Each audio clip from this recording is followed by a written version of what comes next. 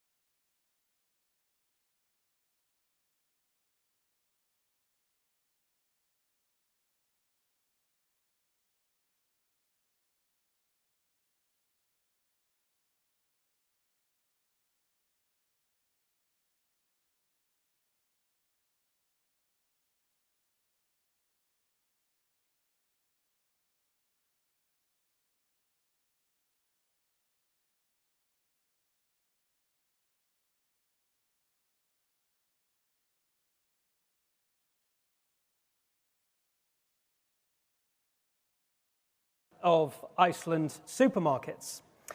And as someone whose family business started its growth here in the Northwest, it's a pleasure to be in Manchester to welcome the launch of Labour's manifesto. Now, I come from a pretty plain-speaking family. My dad's reaction when I set off this morning was, "Tell them it had better be a good un." Well, it certainly needs to be, doesn't it? And I'm happy to say that it really is. We've all lived through 14 years of Tory chaos and underachievement. Years of endless infighting and broken promises, lacking the ability or even the ambition to turn things around. The Tories are out of ideas. Only Labour can change this country's trajectory of dismal economic performance. In business, I like to see a plan. The country needs a clear and credible plan too. And I really like what I see in Labour's plan to ensure that we invest in the people and the infrastructure that we need to put our country on the road to recovery. To run what Rachel Reeves has called the most pro-growth, pro-business treasury our country has ever seen. Prioritising economic growth, which has to be the driver of everything we all want to achieve while maintaining sound finances. Pursuing a clear industrial strategy and reforming the planning system, which has been the biggest drag on this country's performance for years. A change that has the potential to genuinely turbocharge our prospects. Now, I spend 7 days a week listening to customers and colleagues on the front line in towns and cities across Britain. And I can tell you, they have been hurting. They ache for change. If it is lucky enough to win the trust of the British people, Labour will repay that trust by turning our economy to growth, by repairing our damaged environment, by investing in green energy and the infrastructure for our future, by ripping out crime at its roots and creating streets that are safe for our communities, by making education and skills the motor of change, by ensuring our health and social care services help everyone live life to the full, whatever it throws at them, while ensuring that people can get to work and get our economic growth that we all need to see. As we turn our backs on the grim years of Conservative mismanagement, it gives me real hope that this can be the start of a better future for all of us. Thank you.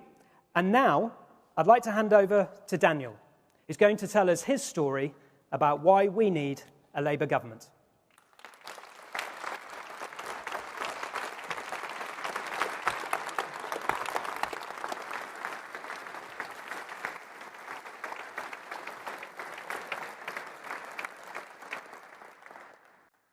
Hi everyone, my name's Daniel and I live in East London. I'm here today to give you an insight of what it's like living in my current living situation. Together with my partner, we have 2 children. A boy is 13, going on 30, and a beautiful 7-year-old girl. We live together in a 1-bed flat, which is pretty much a bedsit. To say we find it difficult is an understatement. Without discussing the multiple health conditions that we all suffer, just the relationships, us as parents, husband and wife, brother and sister, all severely strained because we're all pretty much living on top of each other. You know, we have no space for ourselves, no space to think, and particularly for my children, it's a really big struggle. At school, my kids try to concentrate, but how can they? They haven't even got their own space. They can't get a good night's sleep. Having their own rooms is pretty much a pipe dream for us at the moment. And they don't even get to have their own beds. To add to those difficulties, the cost of living crisis is making everything worse. For all the bills going up, our food bill has doubled, the rent increase is ridiculous and overwhelming. I'm someone who I feel I've done all the right things. I've graduated from university, I have a good job, I try to be a good example for my children and hopefully build a future for them. Right now, the idea of buying our own home is just nowhere on the horizon. Social rent, as I said, has risen. Private renting is pretty much the same as trying to get a mortgage. We try to save, but the cost of a mortgage these days is just out of reach. I'm supporting Labour firstly because Keir's plans to build a lot more homes is just really needed throughout the whole country, not just for ourselves in London. And second, because of the help that is going to be offered for first-time buyers, it actually gives us hope that something can change. I strongly believe that if you can build a good home environment, you build better people, you build better citizens. They go outside, talk with each other and build a better community, and in turn, that leads to a better society. For the past 14 years, we've struggled with turmoil and uncertainty. Labour is the only party offering something different. They're actually giving us, the people, a voice, and they're listening. And we want change. We need change, and the only way to do that is to vote Labour. So thank you for listening to my story today, and now I'd like to introduce you to Nathaniel, who will give you his story about why we should join a Labour government.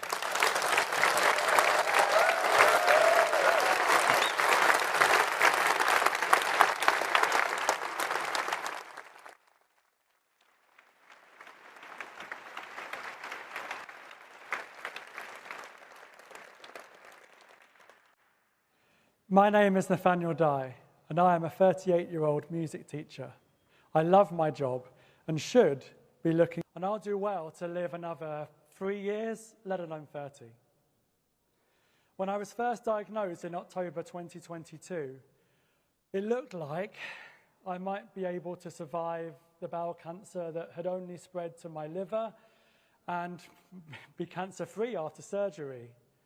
But when further spread was discovered in my lungs and lymph nodes in my neck, my prognosis worsened.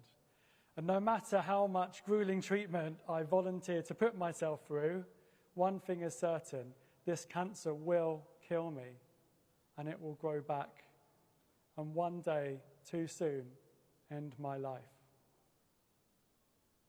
There's nothing I can do about it now, but I can't stop wondering what might have been. Because I spent over 100 days waiting for cancer treatment when the government's target is 62, and there's a chance that if chemotherapy had come sooner, my cancer might not have spread. It's no one person's fault that scans and appointments took so long to come through, and I'm going to have to say so many wonderful people in the NHS have worked tirelessly to care for me as they do for everyone at their time of greatest need. But it's clear that the system has badly let me down. I represent the human cost of an NHS neglected over the past 14 years, and I invite anyone who stands by that dismal record in government to look me in the eye and say that it was good enough. We all deserve so much more. And I see Labour's policy to deliver 40,000 more appointments a week to clear the NHS backlog and cut waiting times as a real, tangible plan to give people the treatment they need before it's too late. Why should I bother to speak up now? After all, it is too late for me. But it's not too late to call for change, to support those who would improve the NHS so that others in my unfortunate position might live to grow old, even though I won't, because I won't. If I've learned anything from my sorry experience, it's that time is of the essence. And I know that Wes Streeting, a cancer survivor himself, will give everything to get our NHS back up to speed. Because a system better set up to work more quickly can mean the difference between life and death. This looks being my last general election, and I'm desperate to make it count. I'm proud to say that a Labour government is what I hope for now that my own hope is gone. Because with Keir Starmer's leadership, Labour is a party that would govern for all of us. Because Labour will always act with the kindness and compassion that I look for so strongly in myself. Because Labour is the party of hope for a brighter future I won't live to see, but you really could. I live in hope. Now,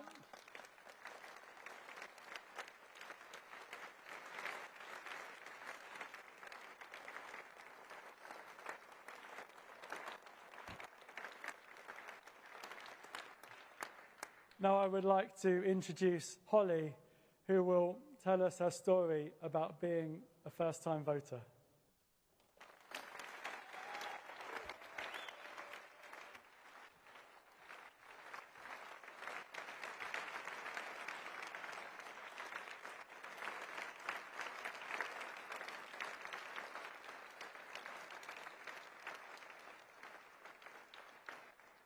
Hi, I'm Holly, an A-level student in the middle of my exams and a new member of the Labour Party. I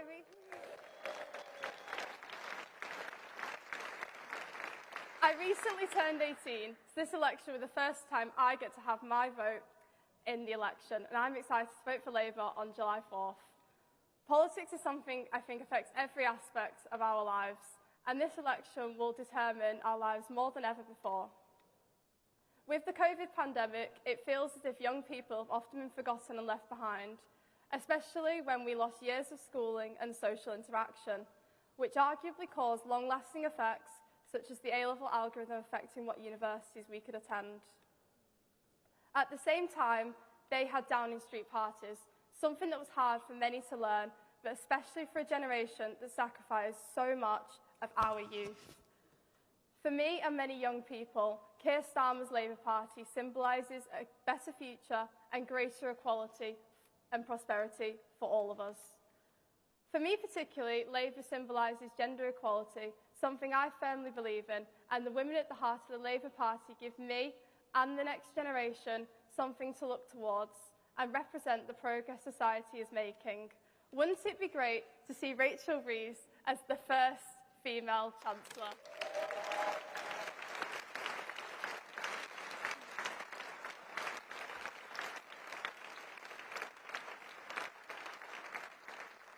The environmental pledges of Labour are also incredibly attractive for someone who will be living with the consequences of the government's now in years to come. Labour is the party for young people, giving us more expert teachers so we are prepared for life, work and the future, and giving us the potential to buy our own homes when we are older. For me, Labour symbolises a chance to finally have our say on our own futures, and this is why I am excited about casting my vote for Labour in the upcoming general election.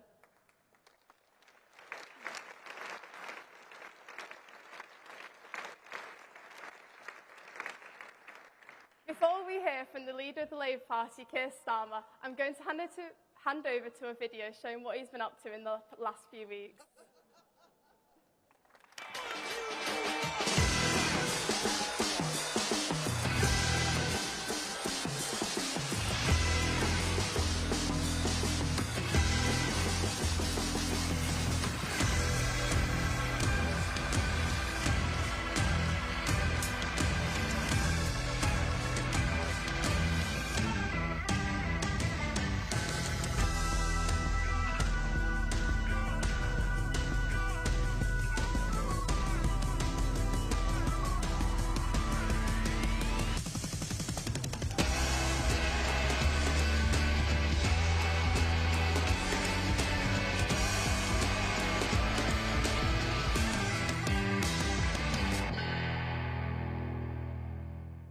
Ladies and gentlemen, please welcome to the stage, leader of the Labour Party, Keir Starmer.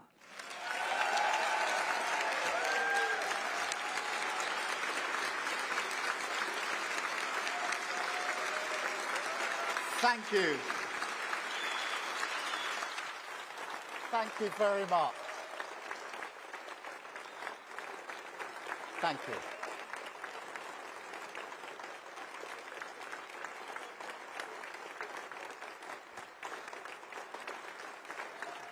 Thank you very much.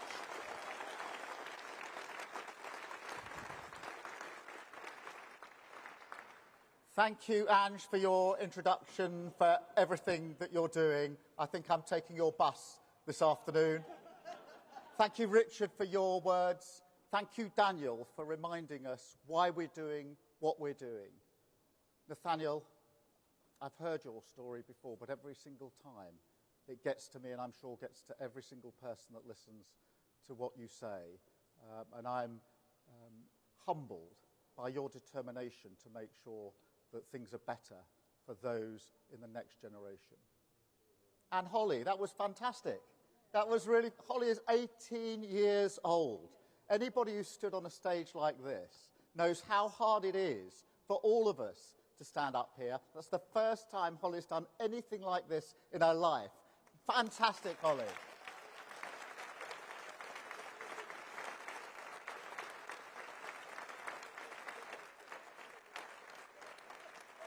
And taken together, isn't this clear evidence of a changed Labour Party and clear evidence of the change we need for our country? A changed... Thank you very much. Yeah. We gave up on being a party of protest 5 years ago. We want to be a party of power.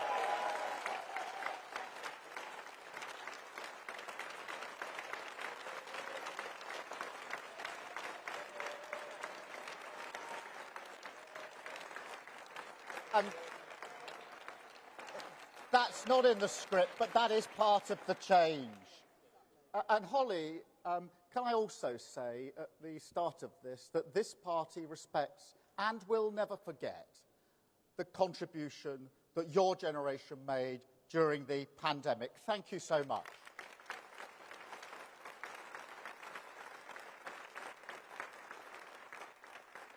And thank you all for coming to Manchester. Thank you all for the hard work that's gone into this campaign so far, into this project. 4.5 years of work, changing our party to put it back in the service of working people. And now, the next step, the most important step, changing Britain, rebuilding our country so that it too serve the interests of working people. And what a place to launch our plan to do so. The home of the Cooperative Group, an organisation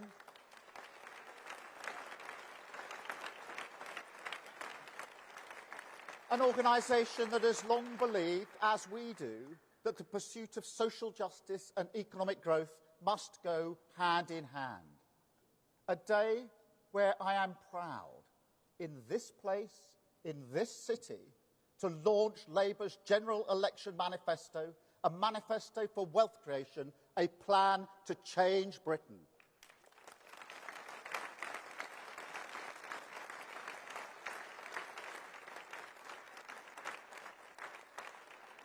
Because today we can turn the page. Today we can lay a new foundation of stability. And on that foundation we can start to rebuild Britain. A Britain renewed by an old argument that we serve working people as their ambition drives our country forward.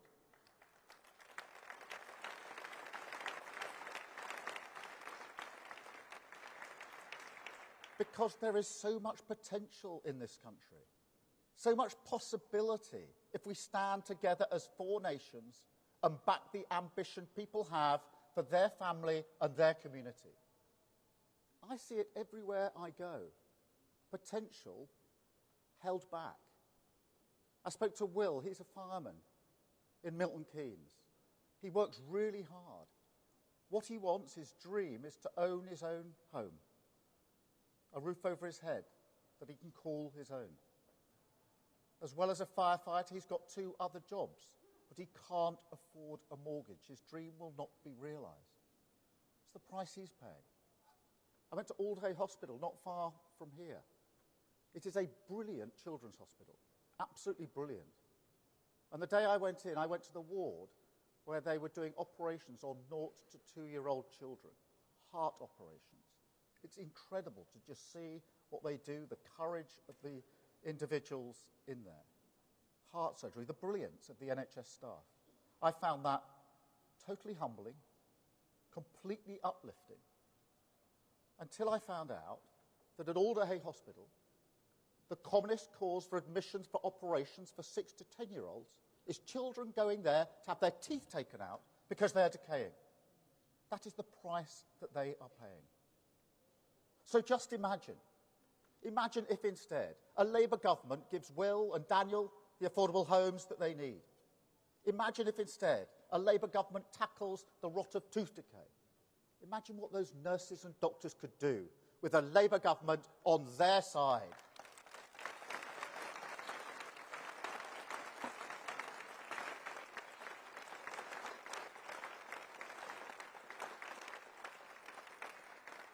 Now, don't get me wrong, these challenges don't disappear overnight if Labour wins.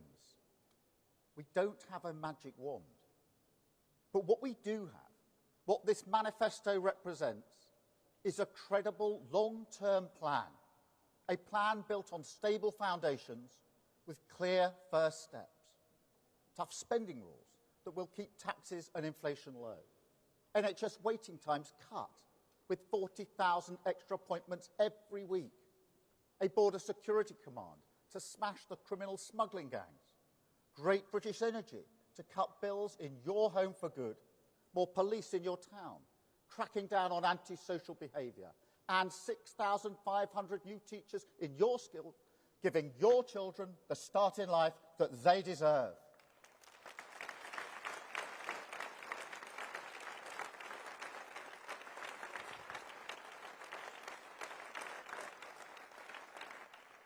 But also a plan that is much more than a list of policies, a plan for change, for growth, for giving our children their future back, a chance to refocus politics on the things that matter to your family.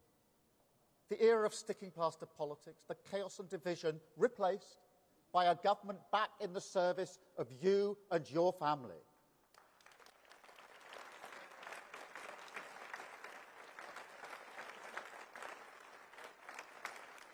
And make no mistake, that is the cause of this changed Labour Party. We have written that argument through every word of this manifesto, because it's urgent. Britain's lost its balance. It is too hard for working people to get on. Opportunity is not spread evenly enough. And too many communities are not just locked out of the wealth that we create, they're disregarded as sources of dynamism in the first place. Ignored by the toxic idea that economic growth is something the few hand down to the many. Today, we turn the page on that forever.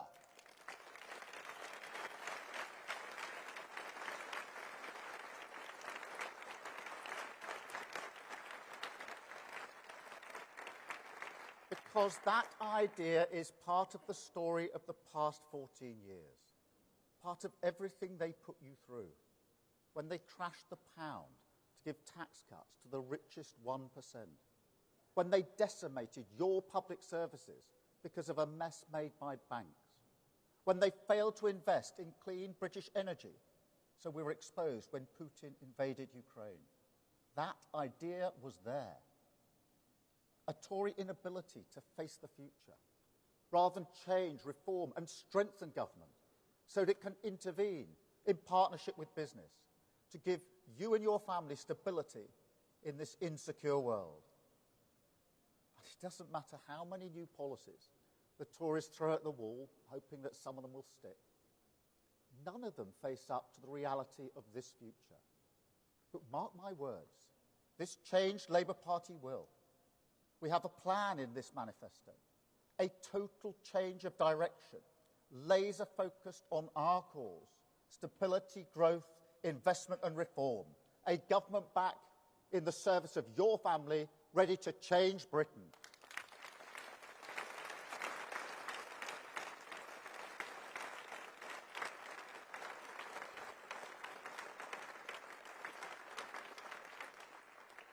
We will restore the foundations of good government, national security, border security, economic security. We will make new choices to reform our economy and public services. Hard choices, choices ducked for years. These choices will be fully funded and fully costed. That is non-negotiable. You cannot play fast and loose with the public finances. We've lived through the damage that this does. That government we have now paid fast and loose with the finances, and working people paid the price. Just after Liz Truss's mini-budget, I went to Wolverhampton a week or so afterwards, and I met there a couple. They had a 3-year-old child. They decided they want a second child. They'd chosen a new home that was big enough to accommodate their new family. They got a mortgage offer that they could afford. Liz Truss crashed the economy. Their mortgage offer went through the roof. They couldn't afford it. They pulled out. They couldn't move to their new home. They felt they were held back. But they also took the decision that they could no longer afford to have a second child. And they will live with that for the rest of their lives. That's the price that they're paying. So I make no apologies for being careful with working people's money, and no apologies for ruling out tax rises on working people. And this isn't just the election. Don't think it's just politics. This is an issue of conviction. I don't believe it's fair to raise taxes on working people when they're already paying this much, particularly in a cost of living crisis. So let me spell it out. We will not raise income tax. We will not raise national insurance. We will not raise VAT. That is a manifesto commitment.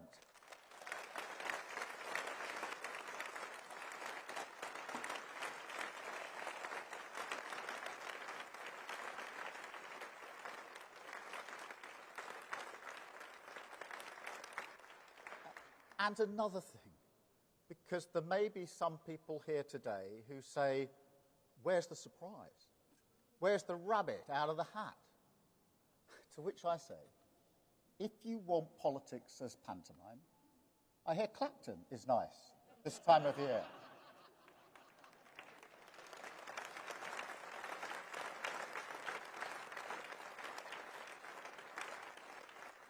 But seriously, we have to come to terms with this. Britain needs stability, not more chaos. I set out our long-term plan in this room 18 months ago. And that plan stands because it's the right plan. We did the work properly. Our responsibility to give a clear direction to businesses, communities, everyone invested in Britain's future. We took that seriously. So yes, those 5 national missions, higher growth, safer streets, cleaner energy, more opportunity, the NHS back on its feet, they remain at the core of this manifesto. But if they are to offer hope and clarity through these times, if they are to show, despite the hard road, the light at the certain destination, then we must keep to that road, no matter the short-term ebbs and flows of politics, even in a campaign. That's what mission-driven government means. A chance to stop us bobbing along until the next crisis blows us off course, and instead make sure we can keep going through the storm. Stability over chaos, long-term over short-term, an end to the desperate era of gestures and gimmicks, and a return to the serious business of rebuilding our country.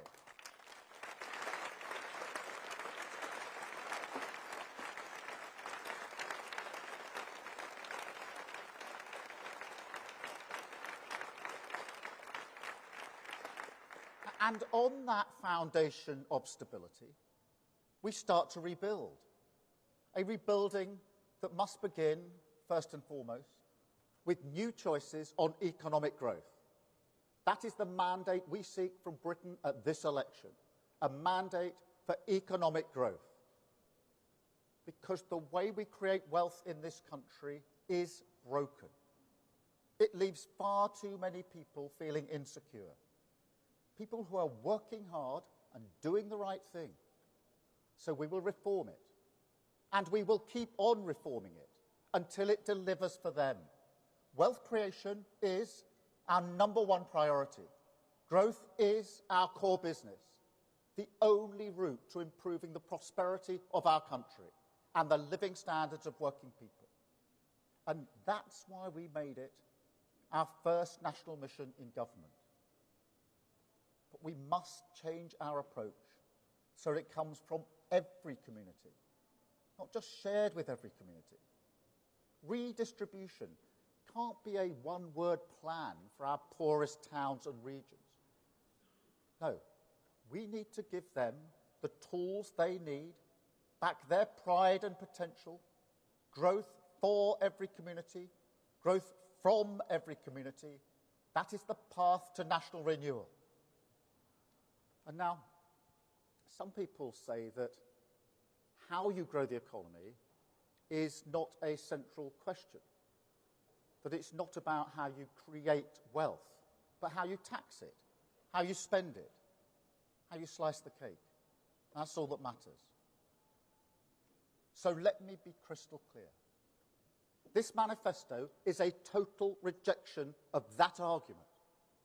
Because if you transform the nature of the jobs market, if you transform the infrastructure that supports investment in our economy, if you reform the planning regime, start to unlock the potential of billions upon billions of pounds worth of projects that are ready to go, held up by the blockers of aspiration, then clearly that does so much more for our long-term growth prospects. And the same is true of public services. If we grew the economy at anything like the rate of the last Labour government, we'd have tens of billions of pounds worth of investment for our public services every year. So if you take nothing else away from today, let it be this. This changed Labour Party has a plan for growth. We are pro-business and pro-worker, the party of wealth creation.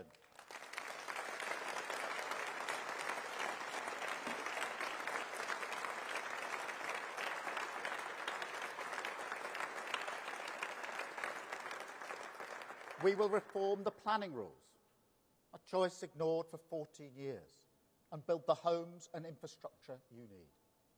We will level up your rights at work, a choice ignored for 14 years, and raise your wages and your security. We will create a new industrial strategy, a choice ignored for 14 years, and we will back it with a national wealth fund, invest in clean steel, new ports, gigafactories, and we will create 650,000 new jobs for communities like yours. Relight the fires of renewal across all four of our great nations.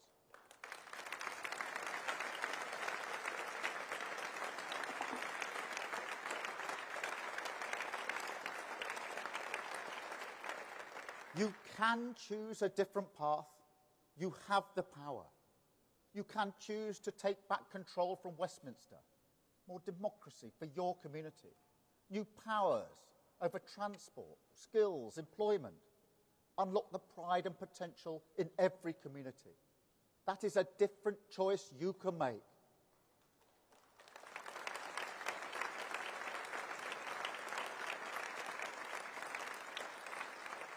You can cut your bills for good with a new energy company funded by a tax on the oil and gas giants, owned by the taxpayer, making money for the taxpayer, powering your home with clean British energy.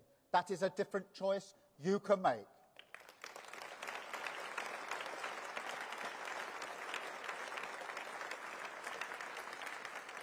And you can choose to get our NHS back on its feet, end the 8 a.m. scramble, back our NHS staff, get the best technology in their hands, slash waiting lists in your hospital, funded by taking on the non-doms and tax avoiders.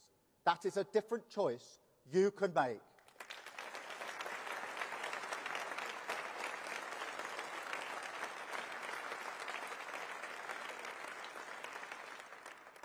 And I'll tell you another choice you can make. You can choose to live in a country that believes in and backs its young people, the future of our country.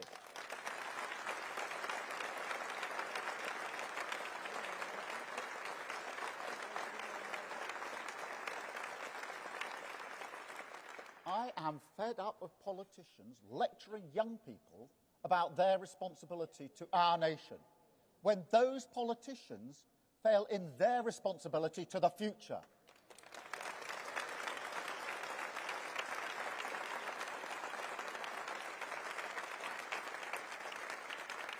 And after what young people did during the pandemic, what they gave up for people, let's be blunt, more at risk than them, that adds insult to injury. But more than that, it tears up the unwritten contract, the bonds of respect that hold these four great nations together, the values that make us who we are, the responsibilities we owe to each other, past, present and future. My dad was a toolmaker. He worked in a factory. My mum was a nurse. We didn't have a lot when we were growing up. And like millions of working class children now, I grew up in a cost of living crisis. I know what it feels like to be embarrassed to bring your mates home because the carpet is threadbare and the window's cracked.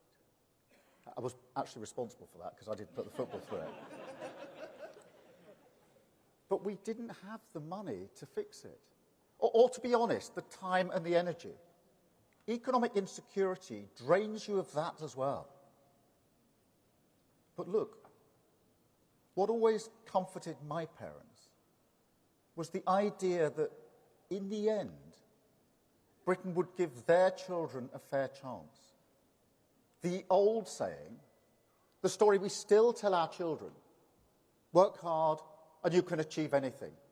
That meant something. My parents believed in that. But the question now, after 14 years, is do we? Do kids like those in Somerstown, a very poor part of my constituency, one of the poorest parts of Europe, do they look out of their window to the glittering success of London, 300 yards and another world away, and believe that success could belong to them? Do parents here in Manchester, or in Glasgow, Cardiff, Plymouth, Sunderland, Sussex, Stoke-on-Trent, do they believe, with the certainty that they deserve, that the future will be better for their children? Because in the Britain I want to leave to my children, they do. And we can build it. We can restore the dream of home ownership to 1.5 million families. We can create 3,000 new nurseries to give them the best start in life. We can roll out a new generation of technical excellence colleges, world-class vocational education, respected by all, grounding young aspiration in the soil of their community. We can guarantee for every young person a job placement or apprenticeship when they're out of work. We can invest in their mental health, their physical health, their dental health. We can reform the curriculum to prepare them for their world. We can create new youth hubs to give them something to do in their community. Raise their wages if they're at work. Give them the power of the vote. Tackle injustice with a new Race Equality Act. And with our mission on clean power, we can lead the way on climate. Finally show our responsibility to their future. A fairer, healthier and more secure Britain at the service of working people, with growth from every community. A Britain ready to restore that promise. The bond that reaches through the generations and says, this country will be better for your children. That is the change on offer on July the 4th.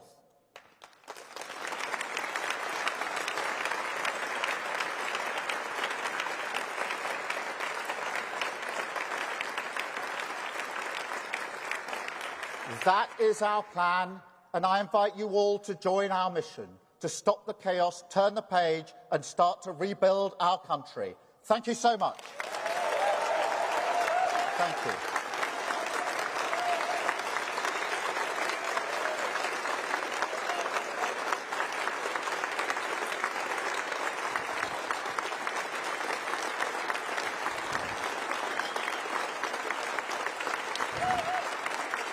Thank you.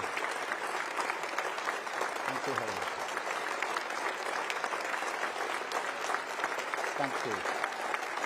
Thank you very much.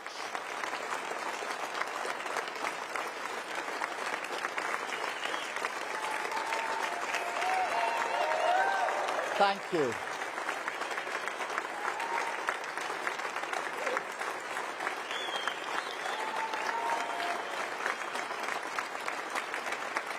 Thank you all very much. Thank you. I'm now going to take a number of questions from the media. And I'm starting with Chris from the BBC. Chris, I can't... There you are. Sorry, Chris, I've got you. Chris. Thank you. Chris Mason, BBC News. Keir Starmer, talk to the voter right now who fears that you might only really say what you're going to do after any victory rather than before. We live in an era, don't we, of a scepticism, a cynicism about politics, perhaps an anti-politics mood. Address those voters, and you know that there are those who will fear that. Thank you. Let me address them directly, because this manifesto is a manifesto for change. A total rejection, Chris, of the cynicism, of the idea that we can't do any better, that we can only hope to flatline, and that we cannot rebuild our country. It is a total rejection of that idea, based on 4 years of hard work, hundreds of engagements with those that will deliver for us, so we can build a future which genuinely will be better for our children. I understand the cynicism. I understand that after 14 years of this, for many people, the hope has been beaten out of them. But this is a manifesto for hope.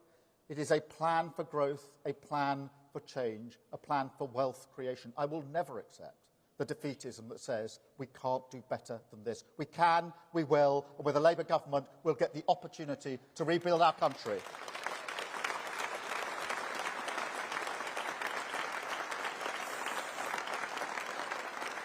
Thank you, Chris. Beth. Thank you. Beth Rigby, Sky News. Keir Starmer, this is a 132-page document. On the cover it says change, but there's not a single new policy in it you haven't already announced. There's no new retail offer for voters. Rishi Sunak threw the kitchen sink at his manifesto. You won't even take the safety catch off yours.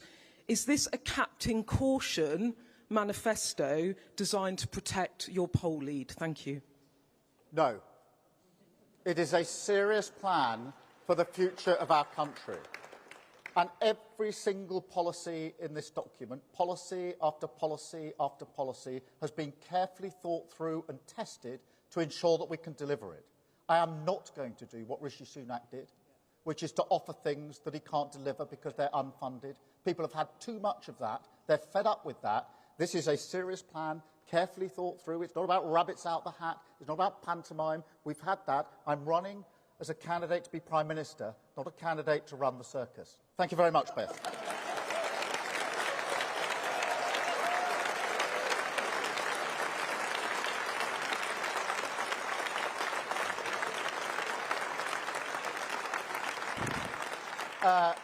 Robert, ITV.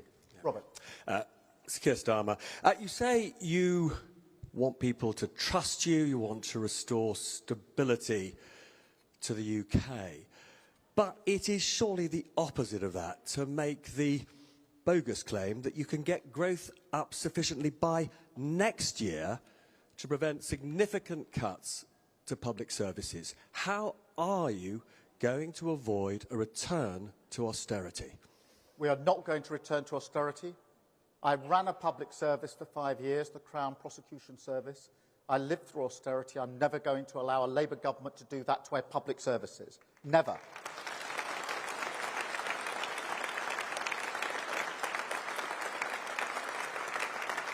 We have an immediate injection into our public services, the 40,000 appointments each and every week in our NHS to get our waiting lists down. The teachers that we will put into our secondary school, 6,500. But, Robert, we have here a plan for growth, a plan for wealth creation and steps we can take, a plan to deal with the planning regulations. That hasn't been done. It can be done. It can be done at speed. They're tough decisions. We'll do it. We've got a national wealth fund to invest in the future of our country. GB Energy, an energy company to keep our bills down, an industrial strategy, a training programme for the skills we need of the future. All of these things haven't been done in the last 14 years. I do understand why people think they can't be done because of the damage that's been done over the last 14 years. They can and they will. We will turn around growth in this country and create the wealth we need for our country and our public services. Thank you, Robert, very much.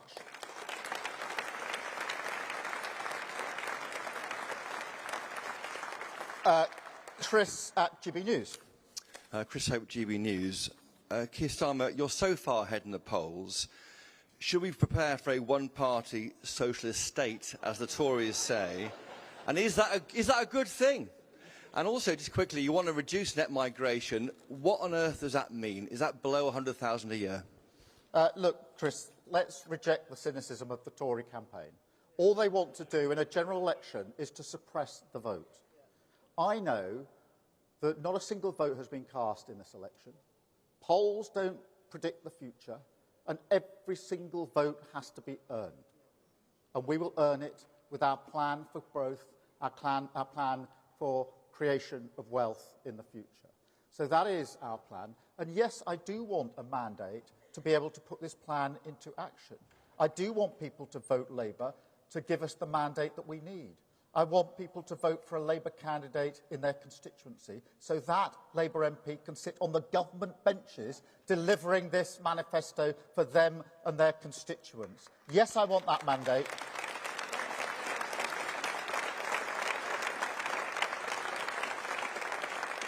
Change is what we need, but if you want change, you have to vote for change, and that means voting Labour. Thank you very much, Chris.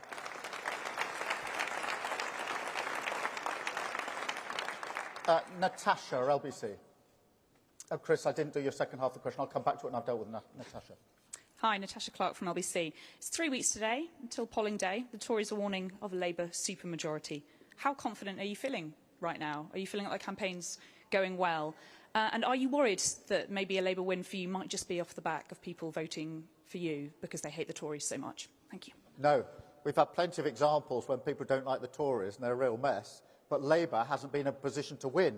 That's why we changed the Labour Party, precisely because we know that the Tories will mess it up, but we have to be in a position to win. We only win if we change the Labour Party. When people look away from the government and look at the alternative, they have to see a positive alternative, and that's what they see in the Labour Party. I don't, take anything for granted as we go to the final 3 weeks of this campaign. Yes, we are enjoying the campaign. I won't deny that. We've waited 4.5 years. We've worked for 4.5 years to get to this point, election year, the chance to do what we came into politics to do, which is to change the lives of millions of people for the better with a Labour government. We'll do that with our sleeves rolled up, a serious plan for the future, and take our argument to every single doorstep across the country and ask people to back the case for change, ask people to give us a mandate to change this country for them, their family, their community and our country. Thank you very much. Chris, you did do a double question, but nonetheless, on immigration, we do need to have lower immigration. As you know, immigration is at pretty much the highest on record, bar the number just a few months ago. So this government has lost control of immigration. It's important to look at the reasons for that. And the main driving reason is because they haven't got any skills strategy. We haven't got the skills that we need in this country. And that's why not only is our plan here a plan for growth, it will also deal with immigration, because this government has gone to immigration as their growth lever. I want to go to skills, wealth creation, investing in businesses in this country. Thank you, Chris. That's not an invite to everybody to do 2 questions, by the way. But out of respect for Chris, I did it. Sophie, the Mirror. Sophie Huskisson from the Daily Mirror. Sir Keir, your manifesto says you'll develop an ambitious strategy to reduce child poverty. Do you have a target for how many kids you want to lift out of poverty? Well, we will have a strategy for dealing with poverty, just as the last Labour government did. And we took millions of children out of poverty, and we will do so again. That does require a strong plan to deal with those issues that bear down on poverty and children. That's housing, that's education, that's health, that's good jobs, and it's wealth creation. Because without the wealth creation that we need for our country, it's very difficult to do the support that we need in our country. And that's why I say we are the party of wealth creation. This is a plan for wealth creation. It is a plan for growth. That is the single driving mission of what I hope will be an incoming Labour government. Thank you, Sophie. Martina from The Sun. Martina. Hello, Sir Keir. Martina Bett from The Sun. In order to clear the asylum backlog, you said that you will let small boat migrants currently here enter the asylum system. But what is the plan for new people who arrive here illegally? Because there is nothing about that in the manifesto. Will they be able to apply for a claim? If so, isn't that just an incentive for more people to come? Well, look, those that are already here are already in the system. They're just not being processed. And that means the government has got a hopeless situation where tens of thousands of people are not being processed. So the one thing that can't happen is that they're removed to the country they came from, even if they've got no right to be here. That is the chaotic state of this government. They're not processing the claim. Even clear cases where people shouldn't be here, they can't be removed. We've got to fix that. We've got to fix the loss of control of our borders under this government. Nobody but nobody should be making that trip across the channel in small boats. And the way that we will do that is with our Border Security Command, which is set up specifically with new powers, a new command with new resources to smash the gangs that are running the vile trade of putting people, vulnerable people, in boats to go across the channel. Now, before I was in this job, I was the chief prosecutor for 5 years. I've worked with law enforcement across countries to smash terrorist gangs, sophisticated terrorist gangs, and I will never accept that the only gang that apparently we can't smash is the vile smuggling gangs that are running this trade. I'll never accept that. Thank you so much.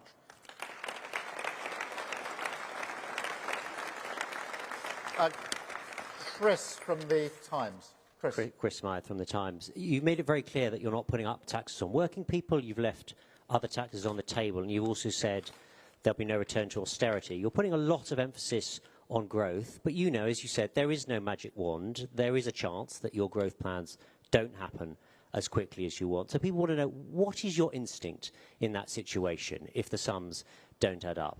Is it to borrow more? Is it to cut spending? Or is it to put up taxes? Chris, this manifesto is a total rejection of that defeatist approach, that the only levers are tax and spend. It's a total rejection of that. It's a plan for growth. I accept there's no magic wand. I accept that you don't get growth without a plan. That's what all the forecasts are based on, that things won't change, can't change, will flatline. That's why we're having this discussion about tax and spend. I'd reject that.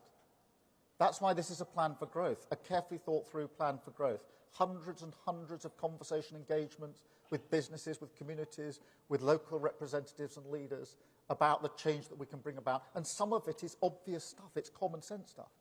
Planning holds up infrastructure all of the time. Years and years are lost in pretty well every infrastructure project. We can't get things done. We can't get things moving. We can't build things, whether that's big projects or the houses that we need. We don't have an industrial strategy that actually makes sure we've got the skills and the initiatives in the places that we need them. We haven't got a national wealth fund at the moment, which invests in the future of our country and gets the private sector to invest with it. All of these things will make a material difference, and I have absolute confidence in the plan for growth that we're putting before the country. And I will not accept the defeatism that says all that we can hope for in this country is to flatline. That is the absolute opposite of the hope that we inject through this manifesto. Thank you, Chris, very much.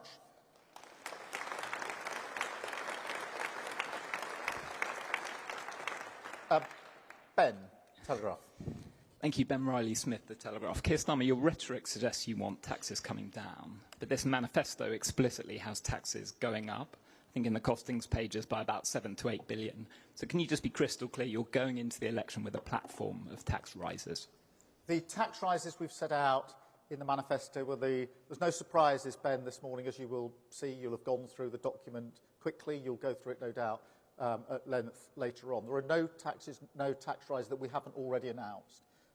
Yes, we want to bear down properly on the non-dom tax status and make sure that super rich pay their fair share in this country.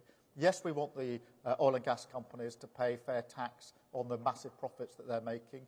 Yes, we want to make sure that private equity loopholes aren't there, again, for wealthy. And yes, we've taken the tough decision in relation to VAT. So we will take all of those measures. But what you won't see in this manifesto is any plan that requires tax rises over and above those that we have already set out. Because we've been very, very clear, particularly in relation to working people, no increase in income tax, no increase in national insurance, and no increase in VAT. Absolutely clearly set out in this manifesto. Thank you, Ben. Jason from the Daily Mail. Thanks, Sir Keir. You've said that taxes are too high. Just to follow on Ben's question, your manifesto, I think, is going to put them up about £8 billion. The Tories say they're going to cut them by £17 billion. Are you happy fighting the election on that tax divide? And can I just pick up one from Beth's interview with you last night, which I don't think you ever quite got round to answering. You're among friends here. Did you really think Jeremy Corbyn was going to be a great PM? Well, look, on the tax question, you can see what the Conservatives are doing. Every day they are desperately putting a new policy, a new gimmick on the table, which is unfunded. Now, if there's one lesson from Liz Truss and what happened to the economy, it's if you make unfunded tax cuts, then it damages the economy and working people pay the price. And I was in Stafford just a few weeks ago during this campaign, in the kitchen of a woman who is a paramedic and her wife, who works in a jewellery shop. They bought their house 5 years ago.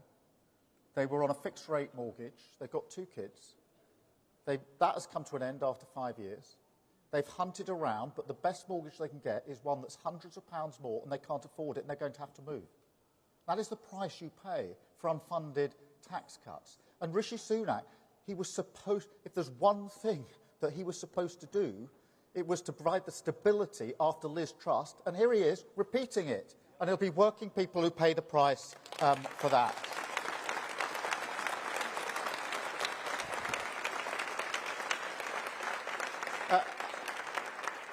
And in relation to Jeremy Corbyn in the last election, I didn't think we would win the last election. I didn't think that we were in a state to win it. That is reinforced by the work that we have now done. We were rejected by the country, and first decision I took was if you get rejected that badly by the country, you don't look at the voter and say, what on earth were you doing? You look at your party and you change it. And I've led this party through that change, and Jeremy Corbyn is not just not a Labour candidate, he's expelled from this party. That is how much change we have brought around.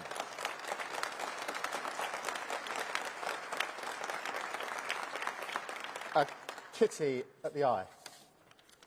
Thank you, Kitty Donaldson from the Eye newspaper. You're giving the impression of a man in a hurry. Tony Blair made the Bank of England independent in the first week of his landslide. What would Prime Minister Keir Starmer do in the first week of a Labour government? And how long will you give voters before they judge you on your ability to make changes? The first thing I'd do is return politics to service. To serve this country. I came into politics to serve. I had a career in the law before this. My wife rather thinks I should have stayed with it. But I changed. But I changed because I wanted to serve my country. And I think politics in the last 10 to 14 years has become too much about self-entitlement and not enough about service. So the mindset change, if we are able to come into government, on day one, the most important thing will be service, country first, party second. Every decision will be dictated by that. Is it country first, service of the country? And I'll be judged on that service, as I have been in the past. I worked with the police service of Northern Ireland, changing that so that it had the confidence of both communities with others. I worked with the Crown Prosecution Service, a service prosecuting every criminal case in England and Wales to protect the public. And I've changed the Labour Party into a party that, again, is once again in the service of working people. And what we are now seeking is the opportunity to change our country, to put it back in the service of working people. That will be the big change from day one, and everything else hangs off that. Country first, party second. Thank you, Kitty, very much.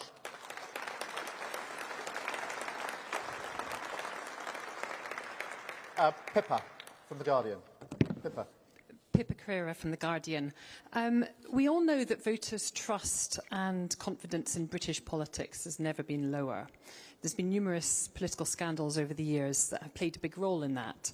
If you win the election, will you set up your new Ethics and Integrity Commission within the first 100 days?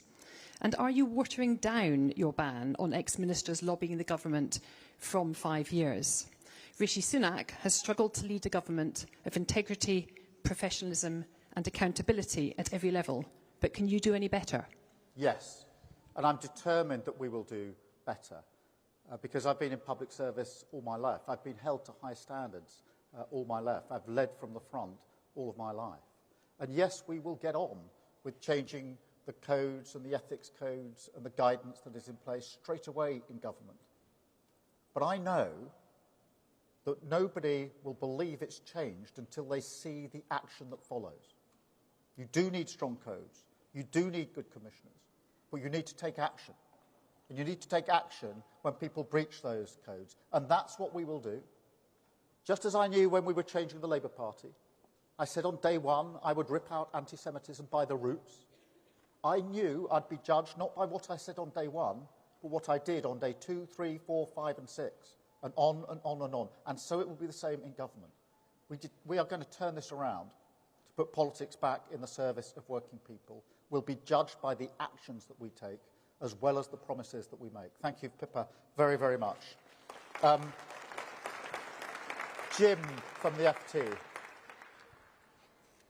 Jim Pickard, Financial Times. The private equity industry has been lobbying very hard for you to dilute the removal of the carried interest loophole that industry enjoys. It seems pretty clear from the documents in the manifesto that you're still hoping to raise over £500 million from doing that.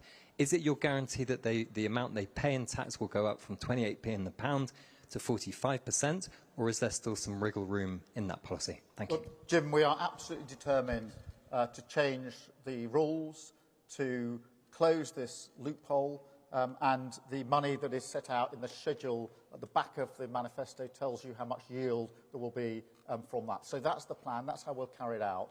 And what you will see, and thank you for drawing attention to it, for everybody who's got the document, is in the last few pages, about page 190, Rachel is demonstrating the page that says every policy is fully costed and fully funded. She's got it open. She wrote every word of it. And that is important because you can only build the wealth that we need in this country on the foundation of stability. Thank you all so much for coming. Thank you for your questions. Thank you, all of you. Onward we go to change. Thank you.